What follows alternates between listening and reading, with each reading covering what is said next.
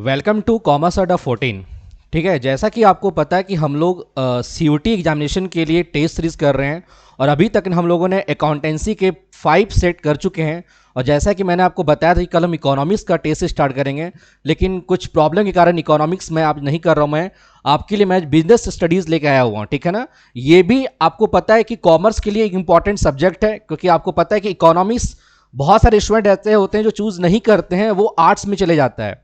लेकिन अगर हम कॉमर्स की बात करते हैं फॉर बीकॉम के लिए, तो वहां पर आपको पता है कि एग्जामिनेशन में जो डोमेन सब्जेक्ट होगा, उस डोमेन सब्जेक्ट में आपका अकाउंटेंसी के साथ साथ बिजनेस स्टडीज कंपलसरी है। ध्यान रखना आपको, ये दो सब्जेक्ट जो आपके एग्जामिनेशन में क्वेश्चंस आएंगे, और उसी के क्वेश्चंस को हम लोग अब यहां से स्टार्ट करने वाले हैं बिजनेस स्टडीज के, ठीक है ना। तो जनरली आपको पता है कि बिजनेस स्टडीज आपका जो सब्जेक्ट है वो क्लास 12th में आप लोगों ने सारे ने स्टडी किए होंगे, ठीक है। सिंपली ये सब्जेक्ट जो हमारा है वो मैनेजमेंट से रिलेटेड है, कि किस तरह से हम मैनेजमेंट में स्टडी किए थे कि मैनेजमेंट क्या होता है, मैनेजमेंट के टाइप्स क्या होते हैं। इसमें से आपने देखा था कि अलग अलग जो टाइप्स होते हैं, चाहे वो प्लानिंग हो, ऑर्गेनाइजिंग हो, स्टाफिंग हो, डायरेक्टिंग हो या फिर कंट्रोलिंग हो, ये जितने भी चैप्टर्स हैं यही चैप्टर्स आपने डिटेल स्टडी किया था। और कुछ बेसिक चैप्टर हमारा क्या था, जैसे कंज्यूमर प्रोडक्शन से रिलेटेड था हमारा, दूसरा फिर मार्केटिंग से था, फाइनेंशियल मैनेजमेंट से था।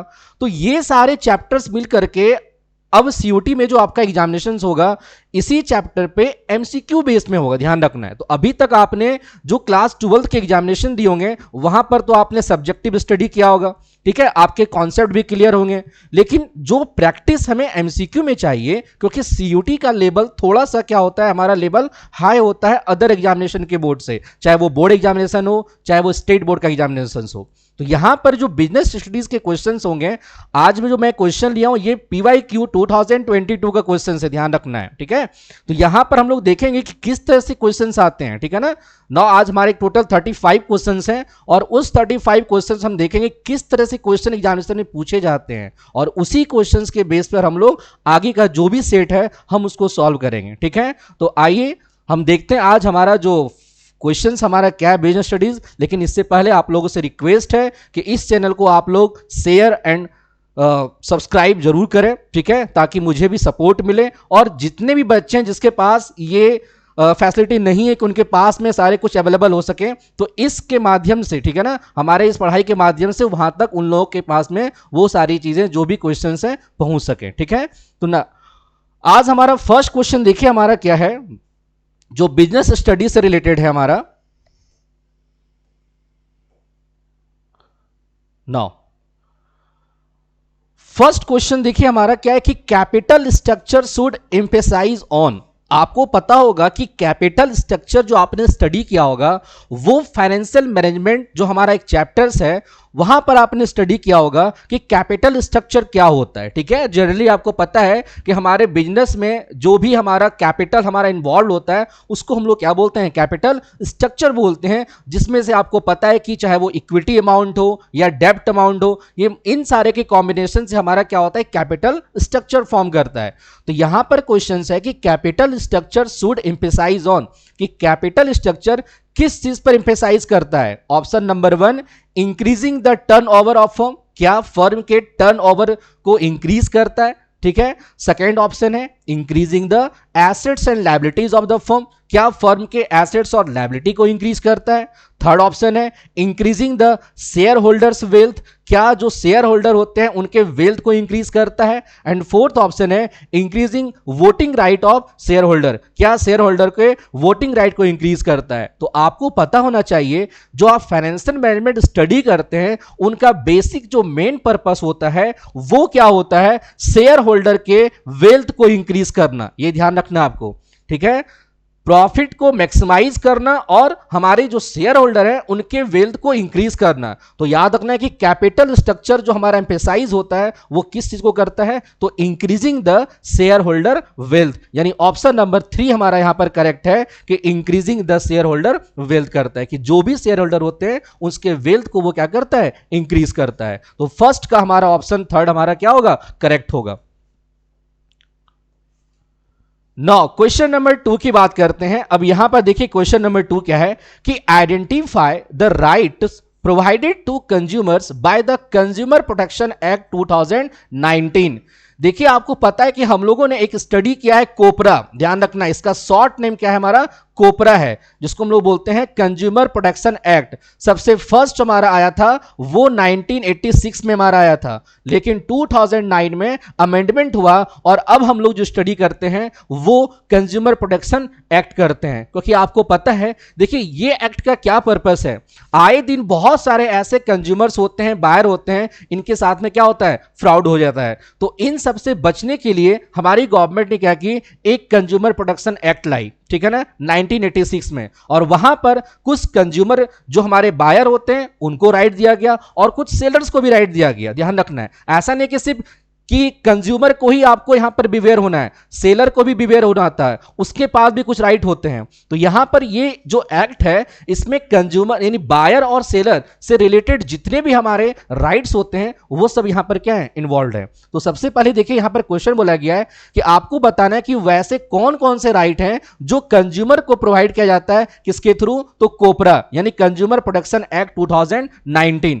फर्स्ट ऑप्शन है राइट टू सेफ्टी, सेकेंड है राइट टू इन्फॉर्म, थर्ड है राइट टू चूज, डी हमारा है right to be heard and E हमारा है राइट टू बी एश्योर्ड। तो आपको याद रखना है कि इनमें से हमारा जो ऑप्शन होगा वो हमारा राइट टू चूज नहीं होगा। ध्यान रखना है कि राइट टू चूज हमारा नहीं होता है, अदरवाइज आप जितना भी देख रहे हैं चाहे वो राइट टू सेफ्टी है, राइट टू इन्फॉर्म्ड है, राइट टू हियर्ड है and right to be assured है। ध्यान रखना है ये चार ऑप्शन हमारा किसी भी कंज्यूमर को ये प्रोवाइड किया जाता है किस एक्ट में, तो कोपरा एक्ट के थ्रू। तो हमारा ऑप्शन नंबर हमारा यहां पर 3 करेक्ट है, ए बी डी और ई। ध्यान रखना है कि right to safety, right to inform, right to heard and right to be assured, ये चार हमारा क्या है, कंज्यूमर को राइट्स प्रोवाइड होता है किसके थ्रू, तो कंज्यूमर प्रोटेक्शन एक्ट 2019 के थ्रू। नाउ क्वेश्चन नंबर 3 देखिए हमारा क्या है कि arrange the following function of management. अब आपको पता होगा कि हम लोगों ने बेसिक से स्टडी किया है कि मैनेजमेंट क्या होता है, ठीक है ना। आप सभी को पता है कि मैनेजमेंट एक ऐसा प्रोसेस होता है जहां पर आप कोई भी काम को बेस्ट एंड चीपेस्ट वे में करते हैं, हम टाइम पे करते हैं, ठीक है, मिनिमाइज कॉस्ट और मैक्सिमाइज बेनिफिट करते हैं। यानी हमारा जो होता है टाइम कम से कम लगता है, कॉस्ट हमारा कम से कम लगता है, लेकिन जो उसका रिजल्ट होता है वो हमारा क्या होता है, मैक्सिमम होता है। तो यहां पर क्वेश्चन पूछा गया है कि बताइए मैनेजमेंट के कौन कौन से ऐसे फंक्शन हैं आपको अरेंज करना है। यहां पर जंबल में दिया हुआ है, लेकिन आपको बताना है कि जब आप कोई मैनेजमेंट करते हैं तो उस मैनेजमेंट में कौन कौन सा प्रोसेस सबसे पहले हमारा कौन सा होगा, फिर अगेन कौन होगा। तो आपको पता है कि सबसे फर्स्ट हम लोग क्या करते हैं, प्लानिंग करते हैं, जो कि हमारा एक क्या है, मेंटल प्रोसेस है। ध्यान रखना है, प्लानिंग का एक हमारा मेंटल प्रोसेस है। जब आप किसी प्लानिंग करते हैं मैनेजमेंट का तो वो हमारा एक मेंटल प्रोसेस है। और आफ्टर प्लानिंग के बाद क्या करते हैं, आप उस चीज को आप ऑर्गेनाइज करते हैं कि हमारे पास में जो भी रिसोर्स है हम कैसे इसको एलोकेट करें। ये सारी बातें हमारा कहां होगा, ऑर्गेनाइजिंग में होगा।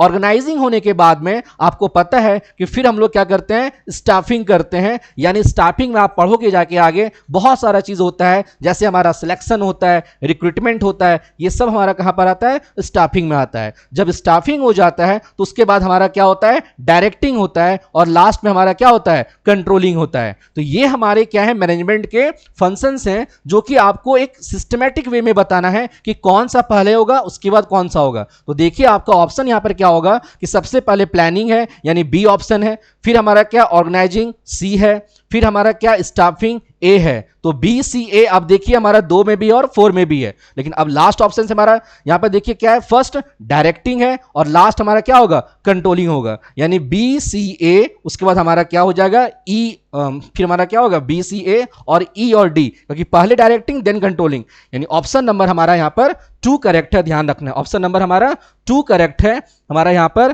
कि जो थर्ड का आंसर होगा वो हमारा क्या है, 2 हमारा करेक्ट है, बी सी ए और ई और डी। ध्यान रखना है। नाउ क्वेश्चन नंबर 4 की बात करते हैं हम लोग यहां पर। तो 4 देखिए क्या है कि planning is an intellectual process that requires logic rather than wishful thinking. बताया गया कि प्लानिंग एक इंटेलेक्चुअल प्रोसेस है। ध्यान रखना है, प्लानिंग हमारा क्या है, इंटेलेक्चुअल प्रोसेस है, एक मेंटल प्रोसेस है, थिंकिंग करते हैं, वो कोई दिखने की चीज नहीं होती, ध्यान रखना हमारा। दैट रिक्वायर्स अ लॉजिक, जहां पर आपको एक लॉजिक की जरूरत होती है, and rather than wishful thinking.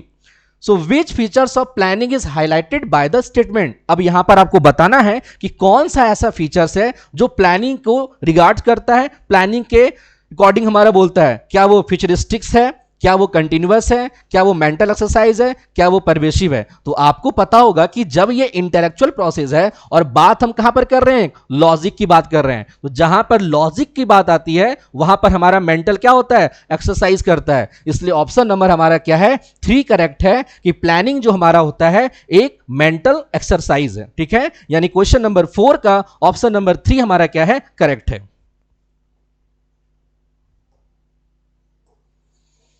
No, question number 5 की बात करते हैं हम लोग।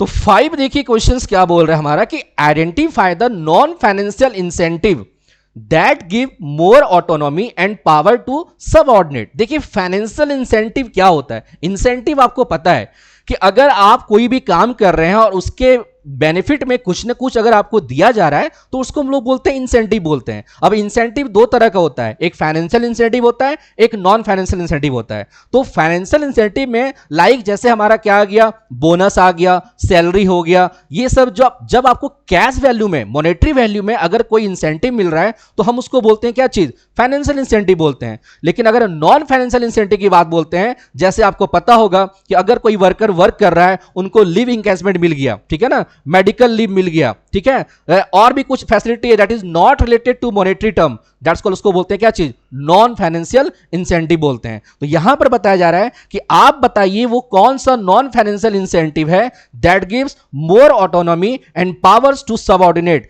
जो हमारे सबऑर्डिनेट होते हैं हमारे मैनेजमेंट में, वहां पर उसको सबसे ज्यादा पावर किससे मिलता है, क्या एम्प्लॉय पार्टिसिपेशन से, एम्प्लॉय एम्पावरमेंट से, ऑर्गेनाइजेशनल क्लाइमेट से, या को पार्टनरशिप से। तो आपको बस एक ही चीज याद रखना है कि जब एम्प्लॉय का एम्पावरमेंट होगा, क्या होगा, एम्प्लॉय का एम्पावरमेंट होगा, जब सबके बीच में कोऑर्डिनेशन होगा, तभी हमारा वो सबसे बड़ा हमारा क्या है, एक मोर ऑटोनॉमी पावर किसको देता है, सबऑर्डिनेट को देता है। और ये हमारा क्या है, नॉन फाइनेंशियल इंसेंटिव है। यहां पर कोई फाइनेंशियल इंसेंटिव नहीं है, ये एक नॉन फाइनेंशियल इंसेंटिव है, दैट्स कॉल्ड हमारा क्या है, एम्प्लॉइज एम्पावरमेंट होता है। यानी 5 का ऑप्शन नंबर हमारा 2 करेक्ट है। तो इस तरह से क्वेश्चंस आपके एग्जामिनेशंस में पूछे जाते हैं बिजनेस स्टडीज में। नाउ क्वेश्चन नंबर 6 की बात करते हैं कि which marketing management philosophy has main focus on existing product. अब बताइए कि मार्केटिंग मैनेजमेंट में वो कौन सा ऐसा फिलॉसफी है जो कि मेन फोकस करता है एग्जिस्टिंग प्रोडक्ट पर, ठीक है ना। यानी कि एग्जिस्टिंग प्रोडक्ट मतलब जो आपने प्रोडक्ट प्रेजेंट टाइम में प्रिपेयर किया है, प्रोडक्शन किया है, अब उसको क्या करना है, तो प्रोडक्ट क्यों प्रोडक्शन किए हैं, सेलिंग करने लिए किए हैं। तो याद रखना है कि मार्केटिंग मैनेजमेंट का जो फिलॉसफी बोलता है कि एग्जिस्टिंग प्रोडक्ट पर सबसे ज्यादा जो फोकस होता है वो हमारा जो होता है वो हमारा किस पर होता है, सेलिंग कॉन्सेप्ट पर होता है। ध्यान रखना है, सबसे ज्यादा फोकस सेलिंग कॉन्सेप्ट पे किया जाता है कि हाउ टू सेल, कि हमें उसे कैसे सेल करना है। और इसी सेलिंग में हमारा मोस्टली सब कुछ आ जाता है, चाहे वो प्रोमोशन कैसे करें, उस प्लेस तक कैसे पहुंचाएं, ये सारी चीजें हमारा किसमें आ जाता है, सेलिंग कॉन्सेप्ट में आता है। तो मार्केटिंग मैनेजमेंट फिलॉसफी हमें यह बोलता है कि एग्जिस्टिंग प्रोडक्ट पे हमें किस पे ज्यादा फोकस करना पड़ेगा, तो वो है सेलिंग कॉन्सेप्ट का। यानी 6 का ऑप्शन नंबर हमारा 1 करेक्ट है।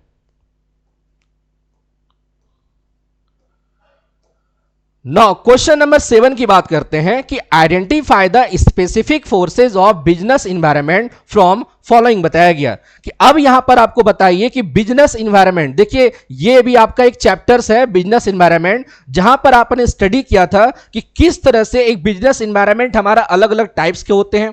इसमें आपने स्टडी किया होगा, एक हमारा एक्सटर्नल इन्वायरमेंट होता है, इंटरनल इन्वायरमेंट होता है। क्योंकि अगर कोई आप बिजनेस करते हैं तो वहां पर अलग अलग फैक्टर होते हैं, चाहे वो कस्टमर्स होते हैं, सेलर्स होते हैं, मैनेजमेंट होता है, ठीक है, और भी बहुत सारे हैं, जैसे लीगल कंडीशन है, पॉलिटिकल कंडीशन है, टेक्नोलॉजिकल हमारा है। तो बहुत सारे ऐसे कंडीशंस आते हैं जो बिजनेस इन्वायरमेंट को कहीं ना कहीं हमारा फॉर्म करता है, कहीं ना कहीं हमारा इफेक्ट करता है। तो अभी यहां पर आपसे बताया जा रहा है कि आइडेंटिफाई द स्पेसिफिक फोर्सेज। बताइए वो कौन सा स्पेसिफिक फोर्सेज है बिजनेस इन्वायरमेंट का यहां पर हमारा। तो यहां पूछा गया आपसे स्पेसिफिक, यानी 2 तरह का फोर्स होता है, आपको याद रखना है। एक आपका होता है स्पेशल, जिसको हम लोग बोलते हैं स्पेसिफिक, और दूसरा हमारा यहां पर क्या होता है, जनरल फोर्सेज होता है।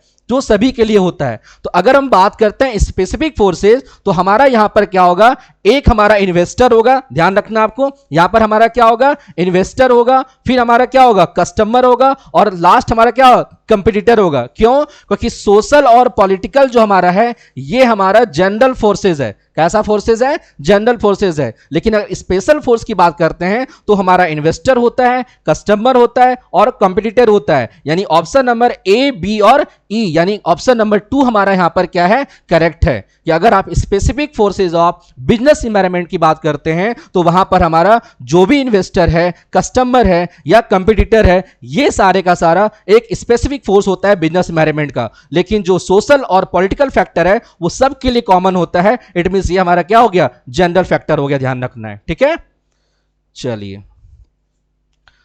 8 नंबर क्वेश्चन। तो आप लोग इस चैनल को हमेशा शेयर और सब्सक्राइब करते रहें ताकि हमें सपोर्ट मिले। ठीक है, मैं आपके लिए ये जो भी एमसीक्यू सीरीज है मैं आपके लिए ला रहा हूं। बस आपसे एक ही रिक्वेस्ट है कि इस चैनल को ज्यादा से ज्यादा आप लोग शेयर और सब्सक्राइब करें।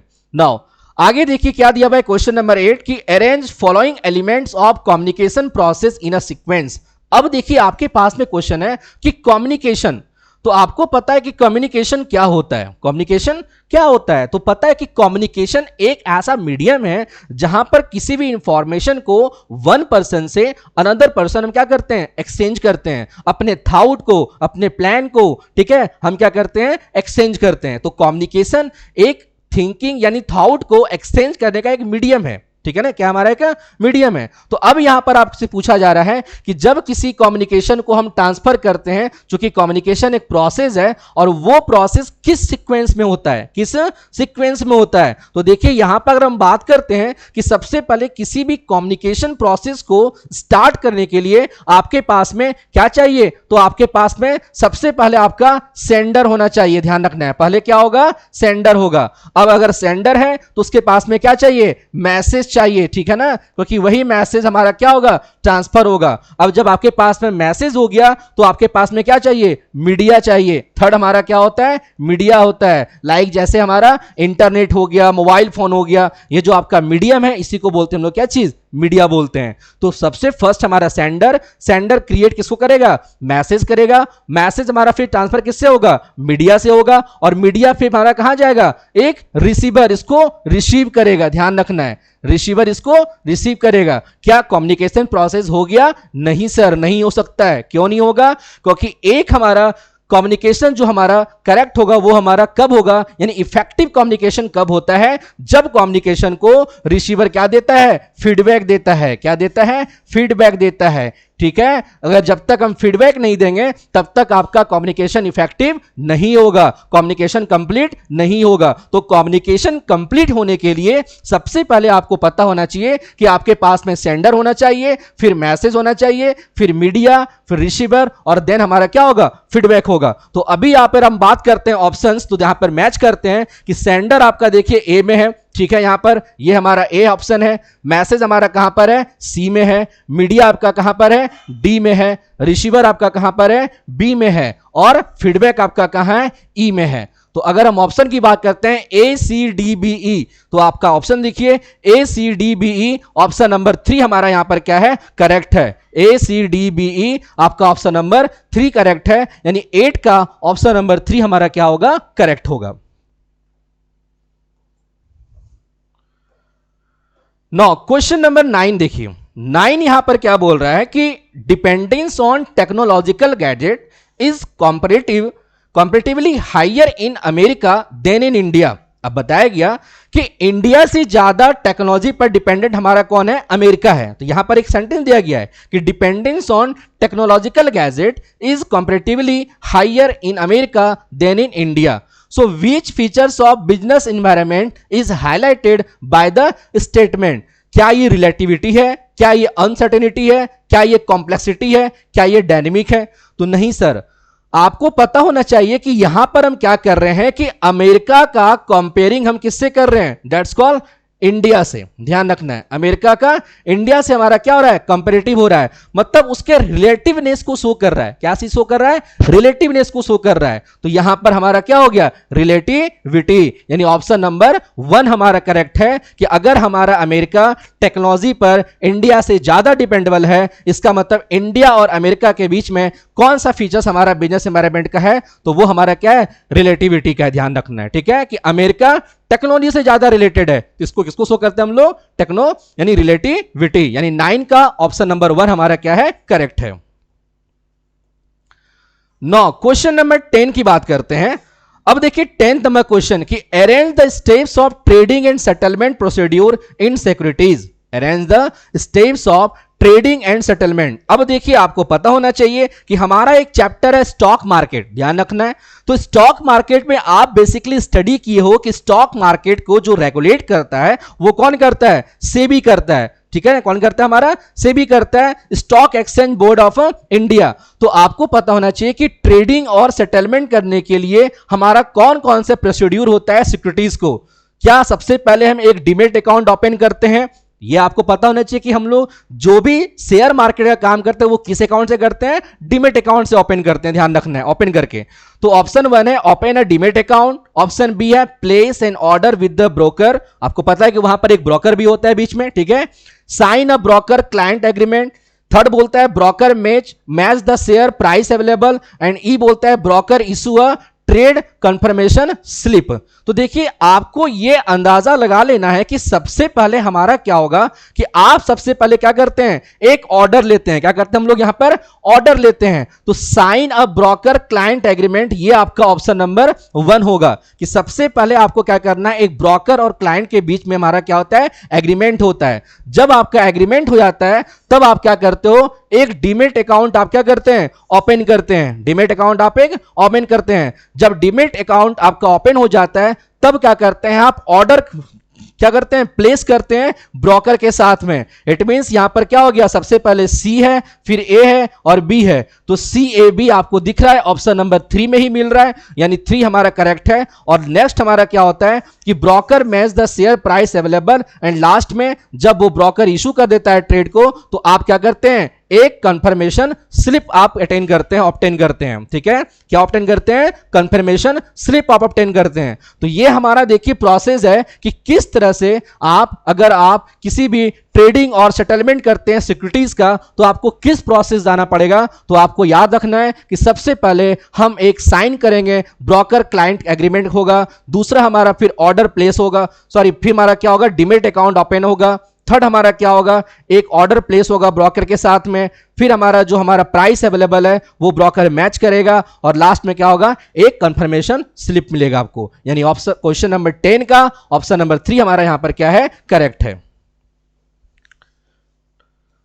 9 क्वेश्चन नंबर 11 देखिए यहां पर क्या है कि identify the correct statement among the following. बताया गया यहां पर हमारा कि बताइए यहां पर कौन सा करेक्ट स्टेटमेंट है। ऑप्शन नंबर 1 है कि salary is not a primary economic reward for an entrepreneur. बताया गया कि क्या सैलरी हमारा एंटरप्रेन्योर का एक प्राइमरी इकोनॉमिक रिवार्ड नहीं होता है। तो ये बिल्कुल सही बात है कि एंटरप्रेन्योर को मतलब सैलरी से नहीं है, वो एक रिस्क लेता है, क्योंकि एंटरप्रेन्योर एक रिस्क बियरर होता है, ध्यान रखना है। वो सबसे पहले किसी भी काम को इनोवेट करता है, तो उसके लिए एक प्राइमरी इकोनॉमिक रिवार्ड सैलरी नहीं होता है। तो salary is not a primary economic reward for an entrepreneur, ये ऑप्शन ए हमारा क्या है, करेक्ट है। बी ऑप्शन बोलता है कि A never say die, a never say die attitude of an entrepreneur is termed as self confidence. बताया गया हमारा यहां पर, ये बोलता हमारा कि नेवर से डाई, ये कभी अपने आप को डाई नहीं करता है। Attitude of an entrepreneur is termed as self confidence, तो ये ऐसा नहीं हो सकता, ये हमारा क्या है, गलत है। थर्ड हमारा क्या बोलता है कि acting out of choice rather than compulsion is initiative. ध्यान रखना आपको, एक्टिंग, क्या ये इनिशिएटिव से ज्यादा अपने एक्शन को वर्क करता है, नहीं, सबसे ज्यादा वो अपने इनोवेटिव पे काम करता है, इनोवेशन पे वर्क करता है। इसका मतलब सी भी यहां पर हमारा क्या है, रॉन्ग है। अब बात करते हैं हमारा डी नंबर कि entrepreneur concern for conservation of time and money is termed as assertiveness. तो ये सही बात है कि एक एंटरप्रेन्योर क्या करता है, अपने टाइम और मनी को कंजर्व करता है, जिसको हम लोग बोलते हैं assertiveness. And E number option आपका है कि executive summary and operation strategy are included in a business plan, कि बताया गया कि वो एंटरप्रेन्योर क्या होता है कि बिजनेस प्लान में अपना एक समरी और ऑपरेशन स्ट्रेटेजी लेके चलता है, ध्यान रखना है, अपना एक स्ट्रेटेजी और एक एग्जीक्यूटिव समरी को लेके चलता है, यानी ई नंबर हमारा करेक्ट है। यानी अगर हम बात करते हैं तो ए, डी और ई, यानी आपका ऑप्शन नंबर 3 यहां पर हमारा क्या है, करेक्ट है। यानी अगर हम बात करते हैं, ठीक है, तो यहां पर हमारा क्या है, 3 हमारा यहां पर करेक्ट है। 3 करेक्ट होगा ना, एक बार देखने दीजिए फिर से मुझे अच्छे से। Salary is not a primary, ये तो आपका करेक्ट है, ठीक है ना, एक बार फिर से इसको देख करते हैं। फर्स्ट आपका क्या है कि salary is not a primary economic reward for entrepreneur, ये हमारा क्या है, सही है, ठीक है। सेकेंड ऑप्शन है कि ए नेवर से डाई, ये तो कंप्लीटली रॉन्ग, हमारा ध्यान रखना है कि कभी ऐसा नहीं होगा कि सिर्फ वो सेल्फ कॉन्फिडेंस को अपने आप को डाई कर देता है, ऐसा नहीं होगा। थर्ड बोलता है कि acting of choice rather than compulsion is a initiative, तो नहीं, ये हमारा क्या है यहां पर करेक्ट है कि इनिशिएटिव से हमारा ज्यादा होता है। फिर हमारा यहां पर क्या है, entrepreneur concern for conservation of time and money, नहीं, ऐसा कुछ नहीं है कि ये टाइम और मनी को सेव करता है। एक एंटरप्रेन्योर देखोगे बहुत ज्यादा रिस्क लेता है, मनी बहुत ज्यादा के ज्यादा वो खर्च करता है, तो ऐसा कुछ नहीं है कि मनी को वो कंजर्व करता है, ठीक है ना, तो यहां पर ये हमारा क्या है, रॉन्ग है। फिर हमारा लास्ट बताया गया कि एग्जीक्यूटिव समरी, तो ये सही है कि वो सारा काम अपने स्ट्रेटजी को लेके करता है, इसका मतलब यहां पर ऑप्शन नंबर ए, सी और ई आपका करेक्ट है, यानी ऑप्शन नंबर 1 करेक्ट है, ठीक है ना। तो बाय मिस्टेक हमारा थर्ड हो गया था, यहां पर ऑप्शन नंबर क्या होगा, 1 करेक्ट होगा।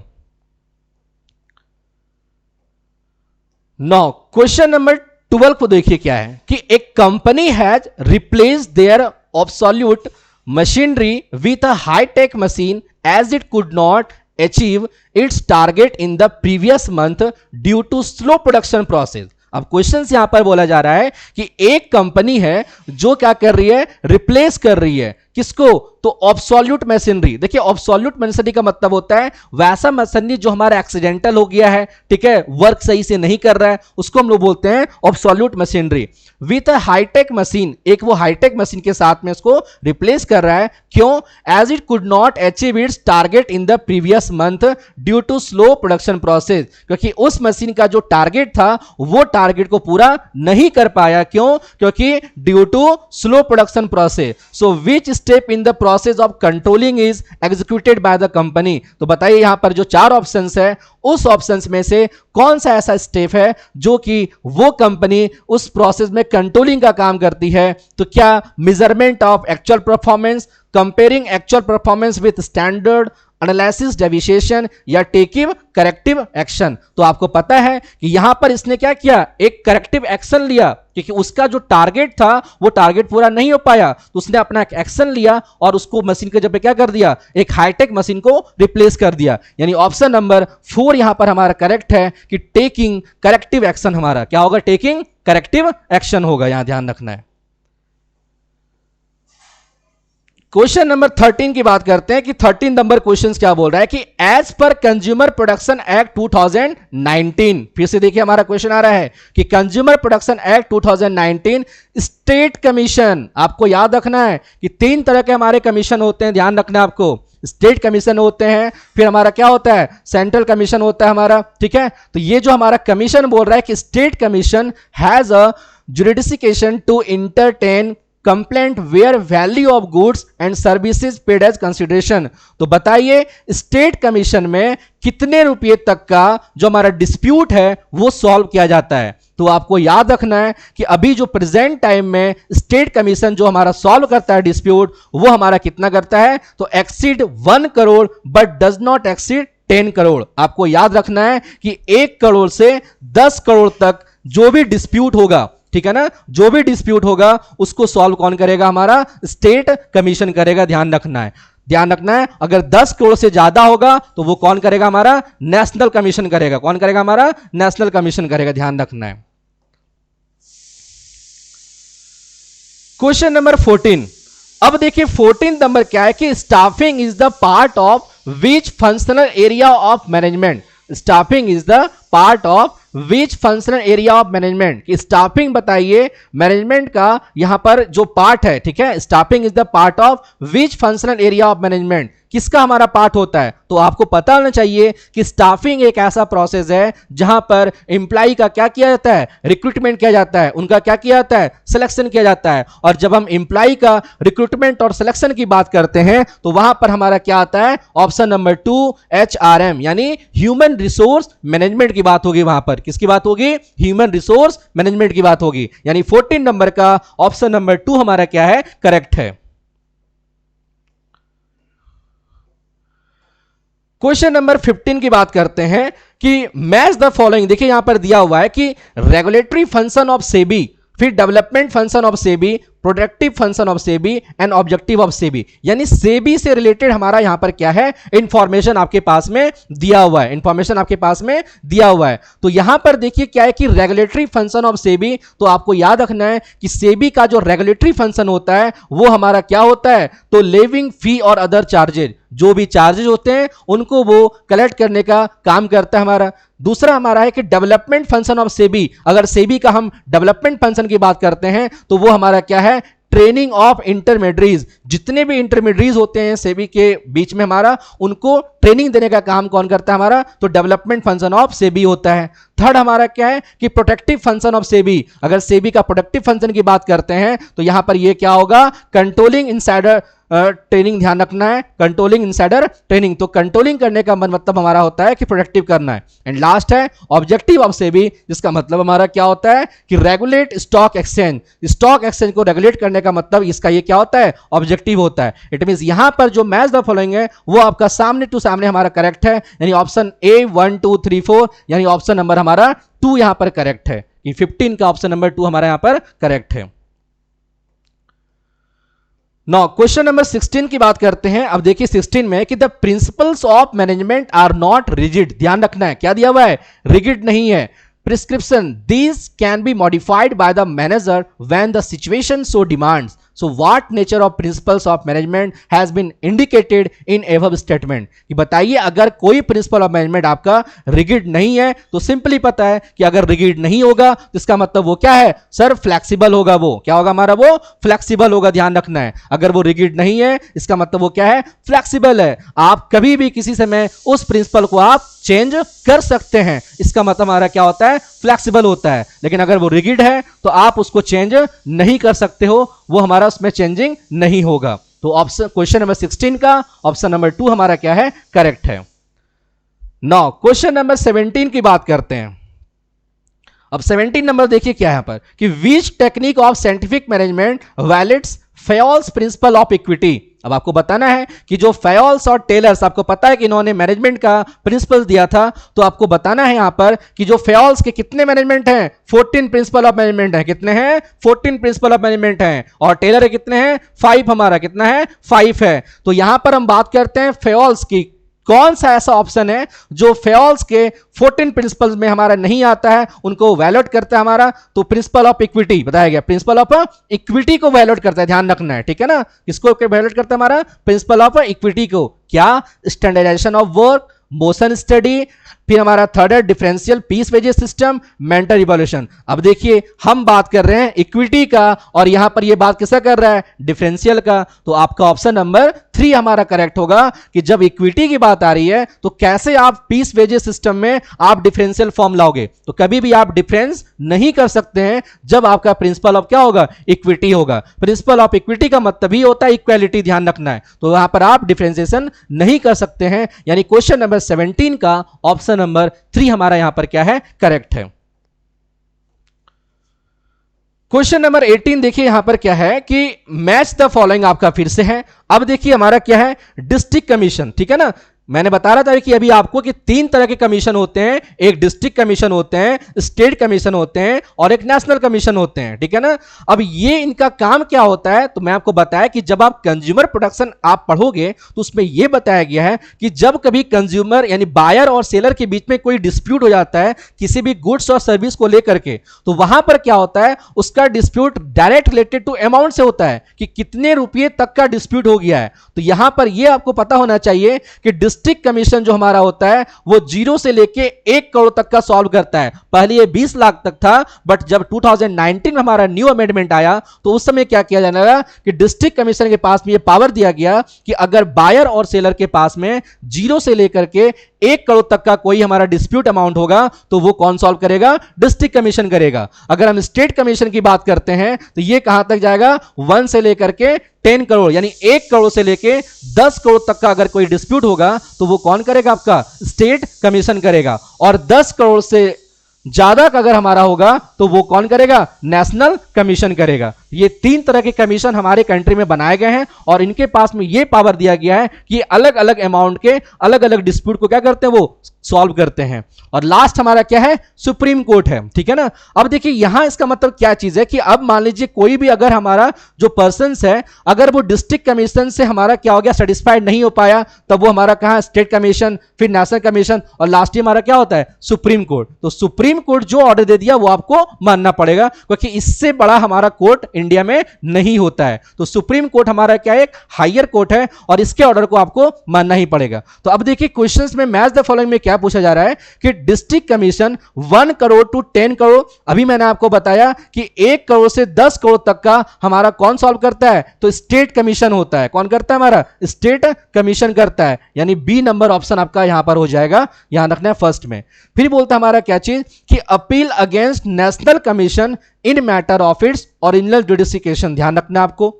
फिर आगे देखते हैं हमारा क्या है? अप टू 1 करोड़, अभी मैंने आपको बताया कि 0 से 1 करोड़ तक हमारा कौन करता है? डिस्ट्रिक्ट कमीशन करता है। कौन करता है? डिस्ट्रिक्ट कमीशन करता है। फिर हमारा क्या बताया गया कि एक्सीड 10 करोड़, 10 करोड़ से ज्यादा कौन करता है? तो नेशनल कमीशन करता है। और लास्ट में बताया गया कि अपील अगेंस्ट नेशनल कमीशन, अगर आपको ऐसा लग रहा है कि नेशनल कमीशन के ऑर्डर से आप सेटिस्फाई नहीं है तो अब आप कहां जाओगे? सुप्रीम कोर्ट जा सकते हैं। तो सुप्रीम कोर्ट का हमारा ऑप्शन क्या होगा? डी होगा। तो अगर हम बात करते हैं ए का ऑप्शन हमारा बी है, यानी यहां पर देखिए हमारा क्या दिया हुआ है? ए का ऑप्शन नंबर हमारा क्या हो जाएगा? यहां 3 होगा। तो ए का 3 है, फिर हमारा बी का 1 है, तो ए का 3 और बी का 1 यहां पर है। सी का बात करते हैं तो 4 है, सी का 4, यानी ऑप्शन नंबर 3 हमारा यहां पर करेक्ट है, यानी 18 का ऑप्शन नंबर 3 करेक्ट है। नौ क्वेश्चन नंबर 19 की बात करते हैं तो 19 नंबर क्वेश्चन देखिए हमारा क्या है कि social environment includes, social environment में क्या इंक्लूड होता है? Consumption habits and life expectancy, money supply in the economy, rate of saving या new ways of producing goods. तो अभी आप बताइए यहां पर हमारा कि 19 नंबर जो ऑप्शन हमारा होगा वो क्या होगा? तो सोशल एनवायरनमेंट का मतलब होता है consumption habits and life expectancy, ध्यान रखना है, consumption habits and life expectancy, क्योंकि आपको पता होना चाहिए कि ये जो हमारा डेट्स कॉल ये हमारा क्या है? ये इकोनॉमिक एनवायरनमेंट है, ध्यान रखना है, क्या हमारा है? इकोनॉमिक एनवायरनमेंट है। और new ways of production goods ये टेक्नोलॉजिकल एनवायरनमेंट है। कौन सा एनवायरनमेंट है? टेक्नोलॉजिकल एनवायरनमेंट है, ध्यान रखना है। तो अलग अलग हमारा एनवायरनमेंट होता है बिजनेस एनवायरनमेंट में। तो अगर आप consumption habits and life expectancy की बात करते हैं तो ये हमारा सोशल एनवायरनमेंट है, लेकिन मनी सप्लाई और रेट ऑफ सेविंग की बात करते हैं ये इकोनॉमिक एनवायरनमेंट है, और न्यू वेज प्रोड्यूसिंग करते हैं हमारा क्या है? टेक्नोलॉजिकल एनवायरनमेंट है। तो 19 का ऑप्शन नंबर 1 हमारा यहां पर क्या होगा? करेक्ट होगा। 9 क्वेश्चन नंबर 20 की बात करते हैं। अब यहां पर देखिए 20 क्या है कि arrange the steps of controlling process in a logical sequence. अब आपको बताना है कि कंट्रोलिंग का हमारा कौन सा प्रोसेस है और किस तरह से उसको क्या करना है? आपको अरेंज करना है। क्या करना है? आपको उसको अरेंज करना है। तो अभी देखिए यहां पर हमारा क्या होगा कि सबसे पहले आप यहां पर क्या करोगे? आप सबसे पहले यहां पर क्या करेंगे? तो आपको याद रखना है कि सबसे पहले आप क्या करते हो? अपने परफॉर्मेंस को सेट करते हैं। क्या करते हैं हम लोग? परफॉर्मेंस को सेट करते हैं, ध्यान रखना है। अब जब आपका परफॉर्मेंस सेटिंग हो जाता है तब आप अपने परफॉर्मेंस को क्या करते हैं? मेजरमेंट करते हैं। क्या करते हैं? आप मेजरमेंट करोगे। उसके बाद आप क्या करोगे? फिर आप कंपैरिजन करेंगे अपने एक्चुअल परफॉर्मेंस को स्टैंडर्ड से, ध्यान रखना है। तो जब आप कंपैरिजन हो जाएगा तो फिर हम लोग क्या करते हैं? याद रखना आपको, फिर एनालिसिस करते हैं। फिर क्या करते हैं हम लोग? एनालिसिस करते हैं, और लास्ट में आप क्या करते हैं? आप एक एक्शन लेते हो। तो ये कंट्रोलिंग का हमारा क्या है? एक प्रोसेस है जो कि आप क्लास 12 में स्टडी किए होंगे, यानी ऑप्शन नंबर हमारा 1 यहां पर करेक्ट है, BADEC। क्या होगा हमारा? BADEC हमारा यहां पर होगा ऑप्शन। नाउ क्वेश्चन नंबर 21 को देखिए हमारा क्या है क्वेश्चंस कि which element of marketing mix refers to activities that make firms product available to the target customer. ध्यान रखना है कि जो टारगेट कस्टमर होता है उसके पास में बताया गया कि मार्केटिंग मिक्स का वो कौन सा एलिमेंट है जो कि बताया गया कि फर्म्स प्रोडक्ट को अवेलेबल कराता है। तो आपको याद रखना है कि किसी भी पर्सन को अगर प्रोडक्ट अवेलेबल होगा तो वो इंपॉर्टेंट फैक्टर हमारा क्या है, प्लेस है, यानी ऑप्शन नंबर हमारा 2 करेक्ट है, यहां पर ध्यान रखना है। नाउ नेक्स्ट क्वेश्चन की बात करते हैं, हमारा 22 क्वेश्चन देखिए हमारा क्या है। तो 22 क्वेश्चन है कि विच quality of a leader requires that he should understand people and maintain good human relation with them. अब बताइए यहां पर हमारा कि कौन सा लीडर का क्वालिटी है जो कि जरूरत पड़ता है हमारा should understand people and maintain good human relation. एक ह्यूमन से अच्छा रिलेशन बनाने के लिए आपको बताना है यहां पर कि वो कौन सा हमारा एक स्किल्स है। तो आपको पता है कि वो हमारा क्या होगा, सोशल स्किल।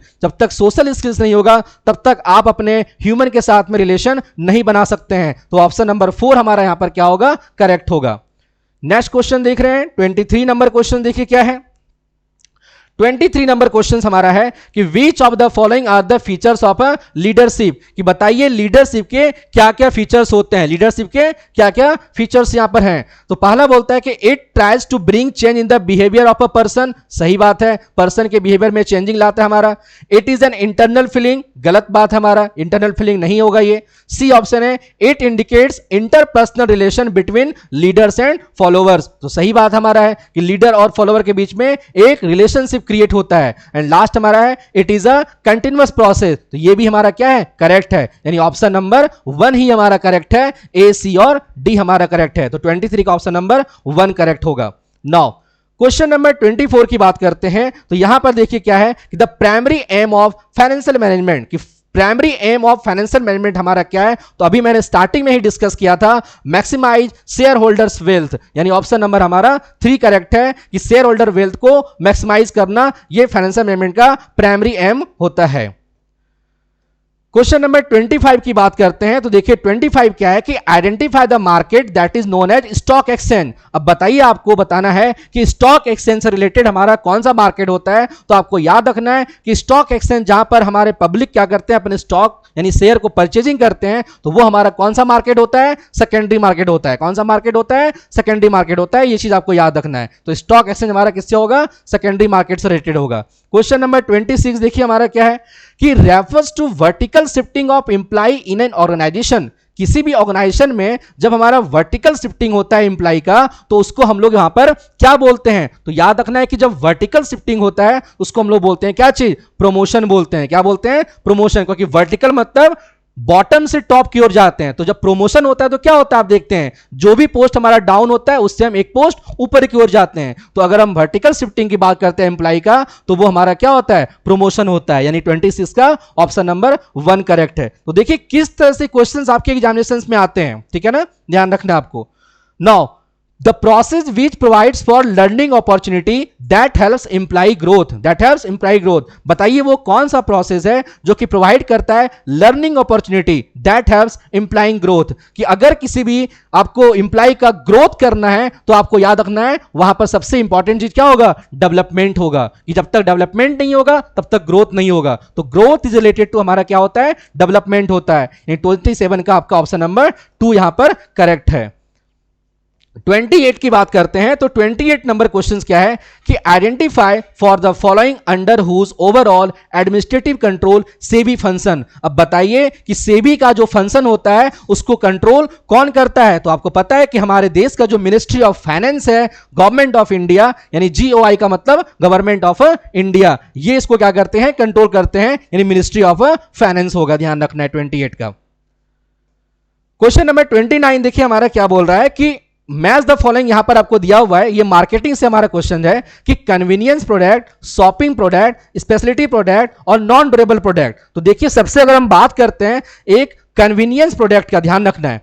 तो देखिए कन्वीनियंस प्रोडक्ट जो हमारा यहां पर होता है वो हमारा क्या होगा, अगर हम कन्वीनियंस प्रोडक्ट की बात करते हैं यहां पर, तो हमारा देखिए कन्वीनियंस प्रोडक्ट मतलब वैसा कि जो आपको इजीली अवेलेबल हो जाता है और आप क्या करते हैं उसको परचेज फ्रीक्वेंटली, आप ओपनली इसको परचेज करते हैं, उसको बोलते हैं कन्वीनियंस प्रोडक्ट बोलते हैं। शॉपिंग प्रोडक्ट हमारा क्या होता है, बायर डिवोट कंसिडर्ड टाइम। ध्यान रखना है कि बायर जो होते हैं वो एक टाइम पर हमारा क्या करते हैं, उसको परचेजिंग करते हैं।